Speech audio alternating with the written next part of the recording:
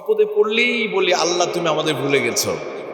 একটু বিপদে পড়লে, ধরেন একটু বিপদে পড়ছে, সন্তান মারা গেছে অথবা অসুস্থ হয়েছে, আল্লাহ তুমি ভুলে গেছো একটু বিপদে পড়লে। কিন্তু অনেক বিপদ জানেন, বিপদও মানুষের জীবনে কল্যাণ বয়ে আনে। বিপদের মধ্যে মানুষের গুড নিউজ থাকে। 2021 সালে একটি ঘটনা ঘটেছিল। ইউএস বাংলা এয়ারলাইন্সে একজন যাত্রী, বাংলাদেশের যাত্রী, সে যাবে নেপালে, বিমানে উঠবে তার আগেই বিমান ছেড়ে চলে গেছে। বিমান মিস করে এবার মানুষটা আফসোস, আরে আল্লাহ মনে আমার ভুলে গেছে, আমার বিপদে পড়ে গেলাম, এত টাকা দিয়ে বিমান টিকিট কাটলাম।